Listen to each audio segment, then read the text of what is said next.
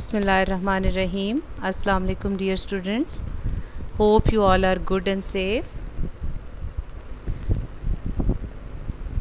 Dear students, chapter number 5, where does our food come from?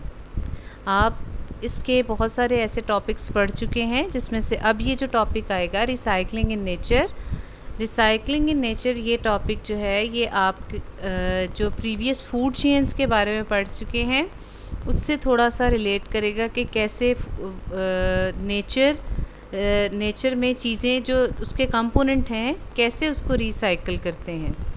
ठीक है, तो recycling in nature जो natural way में हो रही होती है वो किस तरह होती है। फूड चेन के आपने डिफरेंट कंपोनेंट्स पढ़े थे जिसमें आपने प्रोड्यूसर के बारे में पढ़ा था जो प्लांट्स होते हैं, फिर आपने primary consumers, secondary consumer, tertiary consumers इनके बारे में पढ़ा था। ठीक है, तो आज हम उनमें से उनके अलावा जो कंपोनेंट है जो डीकम्पोज़र है वो कैसे हेल्प करता है नेचर को रिसाइकल करने में, हम उनके बारे में आज स्टडी करेंगे। Recycling in nature. होप आपको जो फूड चेन के तमाम जो कंपोनेंट्स थे अच्छी तरह याद होंगे। उससे आगे हम फिर उसको कंटिन्यू करेंगे, एक साइकिल की फॉर्म में होगा ये। इस साइकिल की आपने बहुत अच्छी सी प्रैक्टिस करनी है। ठीक है, सो आज के टॉपिक का हमारा ऑब्जेक्टिव है कि you should be able to define decomposers and saprophytic organisms and explain the recycling in ecosystem with the help of diagram. Explain the carbon cycle with the help of diagram. तो आप दो cycle पढ़ेंगे यहाँ पे जो आपने बहुत अच्छी सी प्रैक्टिस करनी है, और आप दो डेफिनेशंस पढ़ेंगे डीकम्पोज़र और सैप्रोफाइटिक ऑर्गेनिज्म की। ठीक है, आज के टॉपिक में हम इन चार चीज़ों को एक्सप्लेन करेंगे। ठीक है, तो रिसाइकलिंग इन नेचर, डीकम्पोज़र। सबसे पहले रिसाइकलिंग पढ़ने से पहले हमें पता होना चाहिए कि डीकम्पोज़र्स कौन से होते हैं। डीकम्पोज करने का मतलब होता है उसको ब्रेक डाउन करना इनटू सिंपलर कंपोनेंट। तो डीकम्पोजर्स वो ऑर्गेनिजम्स होते हैं जो डेड ऑर्गेनिक मैटर प्लांट्स और एनिमल्स को ब्रेक डाउन कर देते हैं सिंपलर कंपोनेंट में, और वो सॉइल का हिस्सा बन जाते हैं। सॉइल की फर्टिलिटी को इन्हांस करते हैं, सॉइल में न्यूट्रिएंट्स प्रोवाइड करते हैं जो कि आगे प्लांट की ग्रोथ के लिए बहुत ज़रूरी होते हैं। वो नाइट्रेट्स प्रोवाइड करते हैं जो कि उस प्लांट के टिश्यूज़ को बिल्डअप करते हैं। तो डीकम्पोजर्स के बहुत सारे फ़ायदे हैं कि वो डेड ऑर्गेनिक मैटर प्लांट्स और एनिमल्स को ब्रेक डाउन करता है इनटू सिंपलर कंपोनेंट, इनको हम डीकम्पोजर्स कहते हैं। बैक्टीरिया और फंजाई बेस्ट एग्जांपल्स हैं डीकम्पोजर्स की। Okay, then saprophytic organisms. Saprophytic organisms ये वो ऑर्गेनिजम्स होते हैं जो कि अपनी फूड फोटोसिंथेसिस के ज़रिए नहीं बना सकते। फोटोसिंथेसिस के ज़रिए आपको पता है कि ग्रीन प्लांट्स बनाते हैं, अपने फूड बनाते हैं, ग्लूकोज बनाते हैं लीव्स में by the help of carbon dioxide, water, chlorophyll, इन तमाम चीज़ों की मौजूदगी में जो है वो फूड प्रिपेयर करते हैं। लेकिन ये ऑर्गेनिज़म अपनी फूड ना तो फोटोसिंथेसिस के ज़रिए बना सकते हैं और ना ही वो डिफरेंट प्लांट्स और एनिमल्स को की फीड लेकर वो बना सकते हैं। तो वो फिर कैसे अपनी वो फूड कहाँ से हासिल करेंगे, उनको फूड कहाँ से मिलेगी। तो ऐसे ऑर्गेनिजम्स जो कि अपनी फूड खुद नहीं बना सकते, किसी भी मीन से नहीं बना सकते, तो वो जो डेड ऑर्गेनिक मैटर है या डिकेइंग थिंग्स हैं, लीव्स हैं, रोटिंग वुड है, ठीक है, जो डेड हो चुके हैं, डिके हो रहे हैं, उनसे वो फूड हासिल करते हैं, वहीं पे वो ग्रो करना शुरू कर देते हैं। ऐसे ऑर्गेनिज्म जो अपनी फूड खुद नहीं बना सकते, ना तो फोटोसिंथेसिस के जरिए ना ही प्लांट्स और एनिमल्स को खा के, तो वो कैसे बनाते हैं। तो जो डेड ऑर्गेनिक मैटर होता है जैसे लीव्स और रोटिंग वुड होती है, उनसे वो अपने न्यूट्रिएंट्स हासिल करते हैं और वहाँ पे ग्रो करना शुरू कर देते हैं। इनको सैप्रोफाइटिक ऑर्गेनिज्म कहते हैं। फंजाई आपने देखा होगा, बिल्कुल जो है वो उसकी जो ग्रोथ हो, जिस तरह मशरूम्स हैं उनकी जो ग्रोथ हो रही होती है वो कहाँ से फीड ले रहे होते हैं, एक्चुअली वो लीव्स और रोटिंग वुड जो होती है उसको फीड प्रोवाइड कर रही होती है। तो सैप्रोफाइटिक ऑर्गेनिज्म जो डेड मैटर पे फीड लेते हैं उनको हम सैप्रोफाइटिक कहते हैं, जिसकी एग्जांपल फंजाई है। उसमें मशरूम्स आपने देखे हैं कि मशरूम्स की एग्जांपल है। ठीक है, तो ये दो डेफिनेशंस हैं जो कि हम आप साइकिल में भी देखेंगे, कहीं ना कहीं इनका जिक्र होगा डीकम्पोजर्स का, तो अब फिर आपको क्लियर हो जाएगा कि डीकम्पोजर्स का क्या काम होता है। ठीक है, ओके देन एक दफ़ा फिर आपको बता रही हूँ कि ये जो आपके जो साइकिल बना हुआ है, इस साइकिल को आपने बहुत अच्छे से प्रैक्टिस करनी है। इसी तरह ड्रॉ करना आना चाहिए आपको साइकिल। ओके, ये बहुत इम्पॉर्टेंट है कि आपको पता होना चाहिए कि ये एरो कहाँ से कहाँ जा रहा है और उनका क्या क्या मकसद है। ठीक है, सबसे पहले हम देखते हैं, यहाँ पे देखें सनलाइट लिखा हुआ है। सनलाइट आपको पता है कि एनर्जी प्रोवाइड करेगी। किसको एनर्जी मिलेगी? सनलाइट, ग्रीन प्लांट्स ये एनर्जी लेंगे, सन की एनर्जी। वाटर लेंगे, कार्बन डाइऑक्साइड लेंगे, क्लोरोफिल ग्रीन प्लांट्स में मौजूद होगा, ये फूड प्रिपेयर करेंगे। इस प्रोसेस को हम कहते हैं, ग्रीन प्लांट जब फूड प्रोड्यूस करते हैं इसको हम कहते हैं फोटोसिंथेसिस। ठीक है, तो ग्रीन प्लांट्स जो हैं यहाँ पे क्या है? प्रोड्यूसर्स हैं। ग्रीन प्लांट क्या है यहाँ पे? प्रोड्यूसर्स। ये प्रोड्यूसर्स हैं। इनको अब कौन खाएगा? आपने फूड चेन में पढ़ा, इनको कौन खाएगा? इनको they are eaten by consumer. इनको एनिमल्स खाएंगे, वो एनिमल्स जो कि प्लांट्स खाते हैं। वो एनिमल्स जो प्लांट्स खाते हैं वो कंज्यूमर्स हो गए। कंज्यूमर उन एनिमल्स ने खा लिया। फिर उसके बाद क्या होगा? ये एनिमल डेड हो जाएंगे। तो इनकी जब डेथ हो जाएगी तो जो सॉइल के अंदर बैक्टीरिया और फंजाई मौजूद हैं, जिनको हमने क्या कहा है, अभी हमने पढ़ा डीकम्पोजर्स, वो इनको डीकम्पोज कर देंगे। वो इनको डीकम्पोज कर देंगे, डीकम्पोज कर देंगे, डिके कर देंगे, छोटे छोटे कंपोनेंट में कन्वर्ट कर देंगे और वो सॉइल का हिस्सा बन जाएंगे। वो सॉइल का हिस्सा बन गए। सॉइल को क्या प्रोवाइड करेंगे? Minerals and humus. वो डेड ऑर्गेनिक मैटर जो है वो मिनरल्स एंड ह्यूमस उसको प्रोवाइड करेंगे, जिसमें बहुत सारे न्यूट्रिएंट्स होंगे जो कि प्लांट की ग्रोथ के लिए बहुत ज़रूरी होंगे। इसी सॉइल में वाटर और सॉल्ट भी मौजूद होगा और वाटर और सॉल्ट जो न्यूट्रिएंट्स मौजूद हैं वो प्रोड्यूस करेंगे जो ग्रीन प्लांट्स हैं। तो इसी सॉइल में जो ग्रीन प्लांट्स हैं तमाम न्यूट्रिएंट्स गेन करके ग्रीन प्लांट्स ग्रो करना शुरू कर देंगे। ये साइकिल दोबारा रिपीट होना शुरू हो जाएगा। ठीक है, तो सनलाइट की मदद से जो प्रोड्यूसर्स हैं ग्रीन प्लांट जो फूड प्रिपेयर करेंगे उनको कंज्यूम करेंगे एनिमल्स, कंज्यूमर कहलाते हैं। वो जब उनकी डेथ हो जाएगी उनको डीकम्पोज कर देंगे बैक्टीरिया और फंजाई। वो जब डिके हो जाएंगे तो वो सॉइल का हिस्सा बन जाएंगे और जो सॉइल का हिस्सा बन जाएंगे वहाँ पे हम प्लांट ग्रो करवाएंगे। वाटर, सॉल्ट, मिनरल, न्यूट्रिएंट्स हर चीज़ उसको प्रोवाइड की जाएगी। वो ग्रीन प्लांट्स की ग्रोथ होगी वहाँ पे और उनको हम प्रोड्यूसर कहते हैं। दिस साइकिल बिगेन और ये साइकिल चलता रहेगा। इसे हम रीसाइक्लिंग इन इकोसिस्टम कहते हैं। ठीक है, इसे हम रीसाइक्लिंग इन इकोसिस्टम कहते हैं। एक दरमियान में भी एरो है कि ग्रीन प्लांट अगर डायरेक्ट डेड हो जाए तो ग्रीन प्लांट्स जो हैं वो भी अगर डायरेक्ट डेड हो जाएं तो क्या होगा? उनको भी बैक्टीरिया और फंजाई डीकम्पोज कर देंगे। उनको भी बैक्टीरिया और फंजाई डीकम्पोज कर देंगे। फिर वो डिकेइंग प्रोसेस होगा, सॉइल का हिस्सा बन जाएंगे। फिर दोबारा सॉइल की फर्टिलिटी को इन्हांस करके वहाँ पे ग्रीन प्लांट की ग्रोथ होना शुरू हो जाएगी, प्रोड्यूसर्स बन जाएंगे। ठीक है, तो ये प्रोसेस चलता रहेगा। रीसाइक्लिंग इन इकोसिस्टम कहते हैं। आप देखें इसमें डीकम्पोजर जो हैं they are also the main component of this cycle. इस इकोसिस्टम में हमारे रिसाइकलिंग प्रोसेस में डीकम्पोजर का बहुत बड़ा काम है जो कि डीकम्पोज करके उसको दोबारा साइकिल को रिपीट करवा रहा है। ठीक है, ओके डियर स्टूडेंट्स, इसकी आपने अच्छी सी प्रैक्टिस करनी है। फिर अगला हम कार्बन साइकिल पढ़ेंगे। कार्बन साइकिल पढ़ने से पहले मैं आपको ये वाली पिक्चर दिखाती हूँ, कार्बन साइकिल वाली।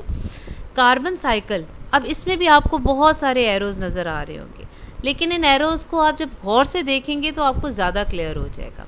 ठीक है, सबसे पहले हम देखते हैं ये एटमॉस्फेरिक कार्बन डाइऑक्साइड। हमारे एटमॉस्फेयर में कार्बन डाइऑक्साइड CO2 गैस मौजूद है। CO2 गैस आपको पता है कि फ़ोटोसिंथेसिस के लिए ज़रूरी होती है और वो फ़ोटोसिंथेसिस के लिए ग्रीन प्लांट्स कार्बन डाइऑक्साइड को, वाटर को और जो है क्लोरोफिल मौजूद है उसको, सब इन तमाम चीज़ों को यूज़ करके ऑर्गेनिक कंपाउंड प्रोड्यूस करेंगे। जो ऑर्गेनिक कंपाउंड प्रोड्यूस करेंगे वो ग्लूकोज होगा जो उसके लीव्स में बन रहा होगा, जो उसकी फूड होगी, जो उसके तमाम बॉडी पार्ट तक पहुंचाएगा ग्रीन प्लांट्स तक फ़ोटोसिंथेसिस के ज़रिए, और ऑक्सीजन गैस प्रोड्यूस करेगा फ़ोटोसिंथेसिस के साथ फोटोसिंथेसिस में फूड प्रिपेयर करने के साथ साथ वो ऑक्सीजन गैस प्रोड्यूस करेगा। इसीलिए तो कहते हैं कि ग्रीन प्लांट्स लगाएं, they are the source of oxygen gas जो हम इनहेल करते हैं। तो कार्बन डाइऑक्साइड हमें मिली एटमॉस्फेयर से फोटोसिंथेसिस के ज़रिए। कार्बन डाइऑक्साइड से वो उसने फूड बनाई, ऑर्गेनिक कंपाउंड ग्लूकोज, और ऑक्सीजन गैस प्रोड्यूस की। और ये दो चीज़ें जो मेन चीज़ें थी फोटोसिंथेसिस के, जो दो मेन प्रोडक्ट थे ये प्रोड्यूस हुए, ये ग्रीन प्लांट्स। ठीक है, फिर अब देखें एक एरो डायरेक्ट इधर को जा रहा है। अब ये अगर ग्रीन प्लांट फ़ौरन डिके कर जाएगा, ग्रीन प्लांट फ़ौरन डिके कर जाएगा तो इसके डिके से भी कार्बन डाइऑक्साइड प्रोड्यूस होगी। ग्रीन प्लांट अगर फ़ौरन डिके कर जाएगा तो उससे भी डिकम्पोज होगी। ठीक है, और जब उसकी रेस्पायरेशन होगी, उनकी जब रेस्पायरेशन होगी, रेस्पायरेशन प्रोसेस होता है ना जिसमें हम रेस्पायरेशन प्रोसेस में कार्बन डाइऑक्साइड वो जो है एक्सहेल हो रही है, तो उसमें भी एटमॉस्फेरिक कार्बन डाइऑक्साइड मिल जाएगी। फिर ये दो प्रोसेस डिके से भी मिल गई, रेस्पायरेशन से भी मिल गई कार्बन डाइऑक्साइड। फिर आगे देखें कि अगर इन ग्रीन प्लांट्स को एनिमल्स खा लेंगे, जिन animals they are eaten by the animal consumer, वो क्या करेंगे, एनिमल्स खा लेंगे ग्रीन प्लांट्स को और वो उसके एनिमल टिश्यू को बिल्डअप करने में हेल्प करेंगे। एनिमल्स इन प्लांट्स को खाएंगे तो उसके एनिमल टिश्यू बिल्डअप करने में उसको हेल्प करेंगे। अब ये एनिमल ने खा लिए ग्रीन प्लांट्स, फिर अगर ये भी डिके कर जाएंगे तो इससे भी कार्बन डाइऑक्साइड मिल जाएगी। ये भी जब रिस्पायर करेंगे, रिस्पायरेशन होगी, तो तब भी कार्बन डाइऑक्साइड मिल जाएगी। तो ये सारी सोर्सेज हैं किसके, कार्बन डाइऑक्साइड। इसीलिए हम इसको कार्बन साइकिल कहते हैं कि कार्बन यूज़ भी हो रहा था और कार्बन दोबारा प्रोड्यूस भी हो गया। एक ये प्रोसेस हो गया। फिर आगे को जाएं कि ये ग्रीन प्लांट्स जब डेड हो जाएंगे, जब डीकम्पोजर इनको डेड कर देंगे, and million years ago, million years जो है लगेंगे इनको, उसको फॉसिलाइजेशन कहते हैं। जब वो डेड होके फॉसिल फ्यूल्स में कन्वर्ट हो जाएंगे।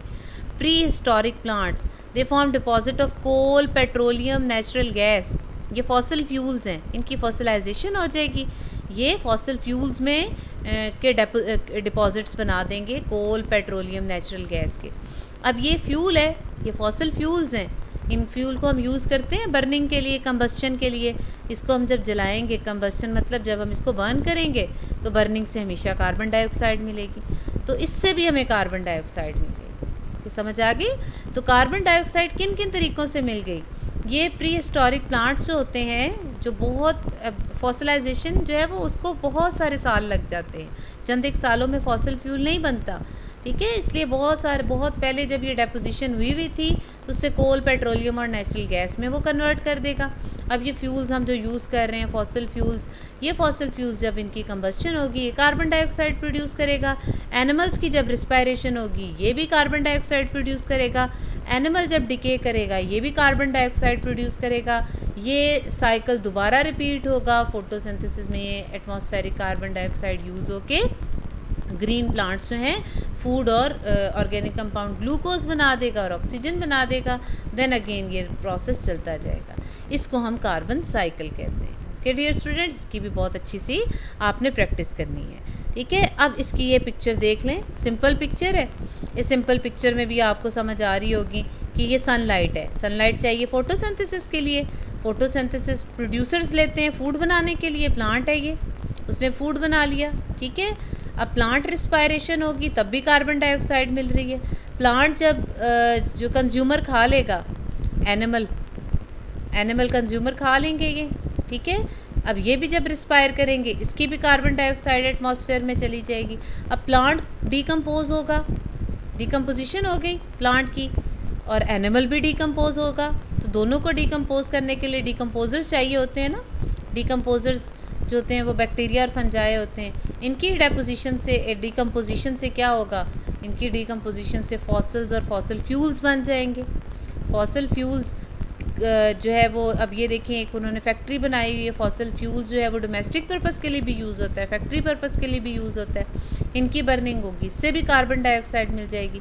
इटसेल्फ डिकम्पोजिशन होगी, उससे भी कार्बन डाइऑक्साइड रिलीज़ होगी। तो कार्बन डाइऑक्साइड एनिमल रिस्पायरेशन से हो रही है, प्लांट रिस्पायरेशन से हो रही है, डिकम्पोजिशन से हो रही है, फॉसिल फ्यूल की कंबस्शन से हो रही है। तो ये पिक्चर शो हो रही है कार्बन साइकिल की, जो बता रही है कि कैसे कार्बन सर्कुलेट हो रहा है नेचर के अंदर, किस तरह रिसाइकल हो रहा है। ठीक है, इसी तरह ये प्रोसेस रिपीट होता जाएगा, चलता जाएगा। इसी की ये डायग्राम एरोस के साथ सिंपल डायग्राम है, और ये डायग्राम जो है आपकी पिक्चर के साथ है, आपको ज़्यादा क्लियर लगेगी। ठीक है, तो ये इसकी आपने बहुत अच्छी से प्रैक्टिस करनी है। आज के टॉपिक में हमने डीकम्पोज़र और सेप्रोफेटिक ऑर्गेनिज्म की डेफिनेशन पढ़ी थी। ठीक है, और उनका हमने फंक्शन पढ़ा कि वो सिंपल जो रिसाइकलिंग इन नेचर कैसे होती है, रिसाइकलिंग इन इकोसिस्टम कैसे होती है, वो डीकम्पोज करके क्या प्रोड्यूस करते हैं, कैसे वो चेन का हिस्सा बनते हैं। फिर हमने कार्बन साइकिल पढ़ा, उसमें भी हमने यही पढ़ा कि कार्बन साइकिल में कार्बन डाइऑक्साइड डिफरेंट मीन से प्रोड्यूस हो रही है, वो कंबस्शन से प्रोड्यूस हो रही है फॉसिल फ्यूल्स की, वो respiration by animals and plant से हो रही है, वो डिके से मतलब decomposition of organic matter plant हों या एनिमल हो उनसे प्रोड्यूस हो रही है। इन तीनों तरीक़ों से कार्बन डाइऑक्साइड एटमॉस्फेयर में प्रोड्यूस हो रही है, जो कि फोटोसिंथेसिस के ज़रिए ग्रीन प्लांट्स लेंगे और ग्लूकोज बनाएंगे, ऑक्सीजन बनाएंगे, और फिर इसी तरह उसको साइकिल चलता रहेगा। एनिमल्स खाएंगे उसको, फॉसिल फ्यूल में कन्वर्ट हो जाएगा, फिर दोबारा इसी तरह कार्बन डाइऑक्साइड जो है प्रोड्यूस होती जाएगी। So this is the carbon cycle. ठीक है, do practice it and explain, answer the questions. Question number 1, 2 and 3 simple है, पेज 71 पे जो क्वेश्चंस है। Send these answers to me, and if you have any question let me know, I will explain it again. Okay dear students, बहुत अच्छा सा आपने ये concept जो है वो उसकी प्रैक्टिस करनी है। Okay, thank you so much.